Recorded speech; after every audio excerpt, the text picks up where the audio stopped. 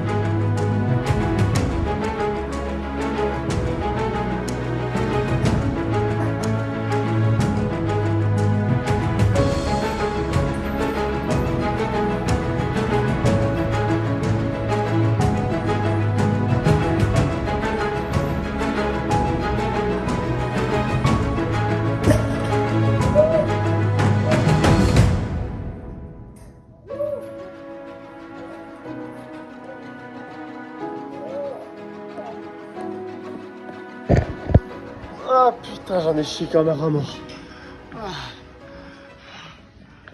Bon, les amis, j'aimais pas du tout les sangles que j'avais, c'était pas les sangles que j'ai habituellement, du coup, j'étais vraiment pas à l'aise, genre j'arrivais pas, elle se barrait de mes mains, etc. Donc je l'ai fait en mixte, j'ai refait un petit max out mixte, dommage, je voulais faire 300 aujourd'hui. Je sais que si j'avais eu les sangles SBD que j'ai habituellement, bah, je suis à l'aise, j'ai ma technique avec, mais là, elle tenait vraiment pas, c'est un modèle bizarre, je sais pas ce que c'est comme marque. Donc le bon côté, c'est que je l'ai fait en mixte parce que, bah, en fait, j'ai testé le hook. Le hook sur les barres Basic Fit, ça passait bien parce qu'elles sont un peu grippy, etc. Elles sont un peu grippantes sur le côté, on va dire, lisse. Mais quand je suis dans une salle de power et que je fais sur le côté lisse, bah, ça passe pas du tout parce que simplement c'est trop glissant sur une barre hélico ou quoi que ce soit. Donc là, je teste en mixte et je vous avoue que j'ai pas un très bon mix, j'ai pas un très bon hook, donc ça tenait pas de fou. Mais quand même. Donc là, j'ai été pénalisé pas par la force, mais par le mixte qui voulait pas tenir. Donc je vais faire un petit peu des rack pull en tradi et des long hold pour le renforcer. Et ensuite on va se faire plaisir, on va faire un petit max out au bench. Mais j'ai pas trop prévu de faire de squat aujourd'hui puisque tout simplement, vu que j'ai pas ma belt, j'ai pas mes genouillères, etc. J'ai un peu la flemme. Donc ça va faire une grosse série de presse en mode heavy duty. Et après on se verra pour faire le grand écart à la Van Damme. Et je vous expliquerai un petit peu quel est le programme que je mets en place et comment je fais pour quand même progresser alors que je m'entraîne genre 1 heure et demie par séance maintenant vu que j'ai tout simplement plus le temps. Donc voilà, let's go. Là c'est max rack pull et ensuite max bench. On va se faire plaisir un peu.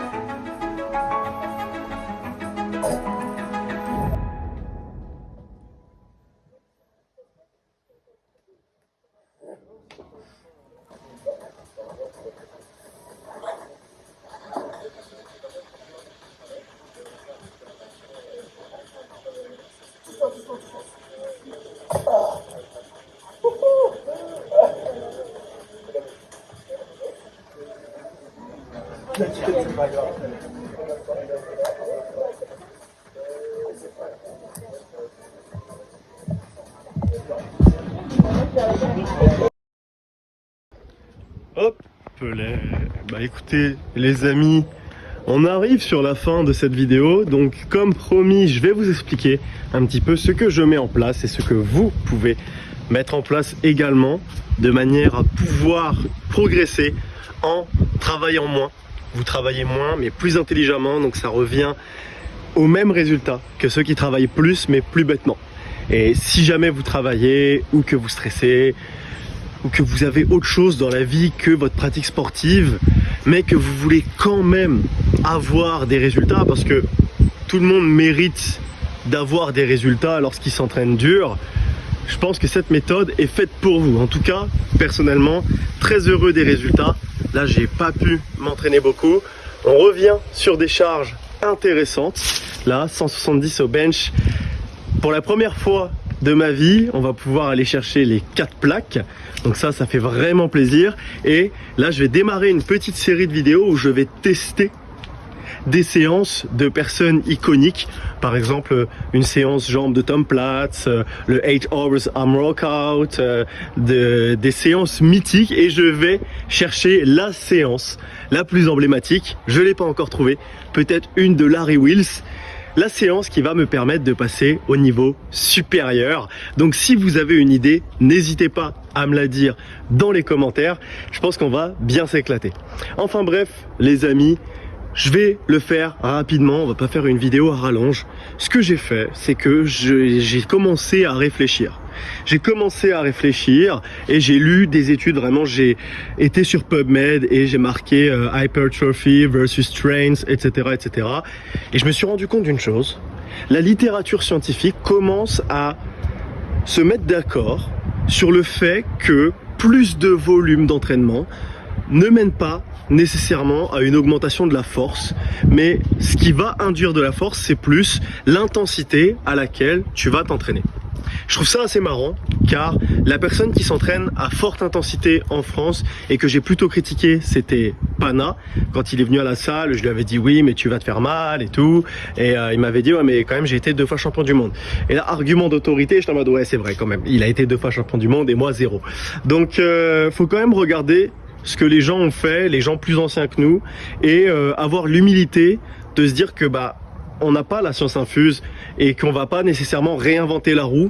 Et donc j'ai repris la méthode Heavy Duty de Mike Mentzer et Dorian Yates, qui sont 2 champions de bodybuilding, surtout Dorian Yates, qui a été à multiples reprises champion du monde, Mister Olympia en fait. Et je l'ai appliqué à mon entraînement de manière à simplement gagner du temps et avoir une intensité plus élevée en moyenne. C'est-à-dire que, je vais vous donner qu'un seul exemple, vous n'aurez pas besoin de plus. Une série de squats normales, à l'origine, pour moi, c'était un top set, 4 back-off modérés. Donc top set, haute intensité, 4 back-off modérés. Et maintenant, je vais faire un top set, 2 back-off modérés et 2 séries de presse à haute intensité. Ce que ça change, c'est que maintenant sur les 5 séries, j'ai 3 séries à haute intensité, mais comme je le fais à la presse et que personnellement ma morphologie n'est pas adaptée au squat, les dégâts sur mon corps, les dégâts physiques induits sont inférieurs, les gains musculaires sont supérieurs, l'intensité à laquelle j'expose mon corps est supérieure, donc je me suis retrouvé à travailler moins parce qu'on va pas se mentir. Quand tu fais du squat, il faut mettre les bancs de poignet, 1 minute. Mettre le bon moment de la musique, 1 minute. Appeler tes potes pour qu'ils te spotent, 1 minute. Donc tout ça, tu vois, ça fait que 2 séries de squat et 2 séries de presse, ça prend pas du tout le même temps. Alors que la presse t'arrive avec ton clip, tu mets le poids, tu fais ta série, tu retires, tu te barres. Emballer, c'est peser. Et donc, j'ai changé déjà mes formats de cette manière. Maintenant, du coup, je me regarde dans le miroir après 1 an à avoir plus ou moins le même physique, mon physique se met à reprogresser, mes performances également, ça fait extrêmement plaisir. La période durant laquelle je m'entraîne est plus courte et j'ai cette sensation quand même de m'entraîner, que mes résultats ne sont pas dus aux fruits du hasard. Car je vois beaucoup de personnes qui simplement se contentent de s'entraîner à intensité modérée en faisant pas mal de séries assez longues et qui augmentent juste de 1 RPE par semaine et se disent ouais, mais si j'augmente de 1 RPE, je vais progresser.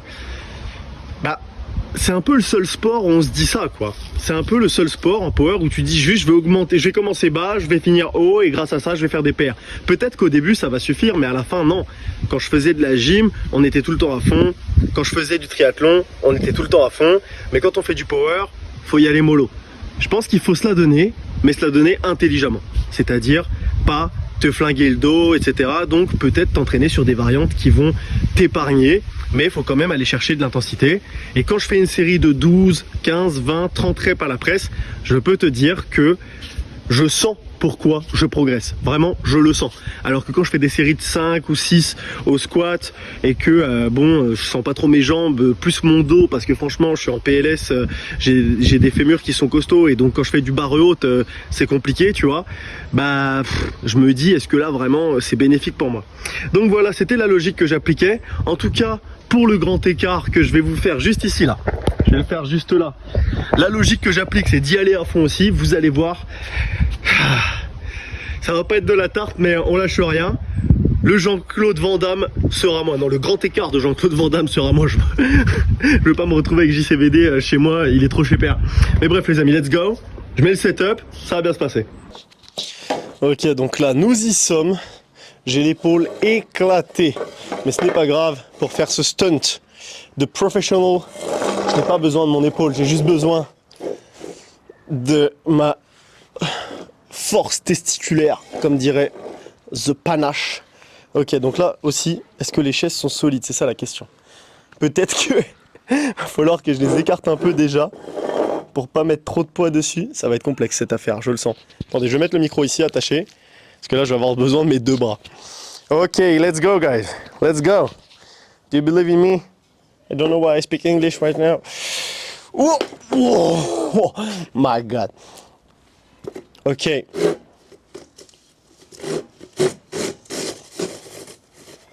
Ok, ok, ok. Ok, donc là je suis pas tout à fait en grand écart. Oh, oh, oh, oh. Attendez. Oh. Eh, il y a des restes, hein. En vrai, il y a des restes. Je m'attendais pas à le tenir. Je suis content. Oh, ouh, c'était intense quand même. C'était intense. Je pense que je me suis pas assez échauffé. J'ai trop marché. J'aurais dû encore refaire des petits clic-clic. Mais du coup, j'ai pas voulu trop forcer parce que sinon, je sentais que le squat de ce soir allait mal se passer.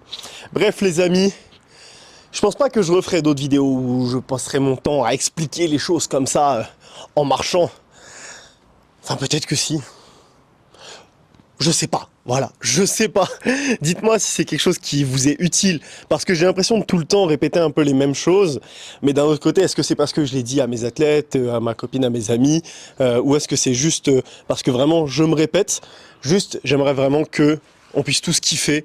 Je pense que tout le monde mérite tout simplement de récolter les fruits de son travail, et je vois trop de personnes qui pensent avoir la science infuse. La vérité, c'est qu'il y a plein de solutions, mais perso, je préfère choisir le chemin le plus amusant et celui qui m'apportera le plus de bonheur. C'est ce que je fais actuellement et je suis très heureux de pouvoir progresser tout en prenant du plaisir. Donc si ça vous intéresse, les amis, n'hésitez pas, vous aussi, rejoignez la propagande. On se retrouve pour un prochain récap. Ça va bien se passer. Ciao!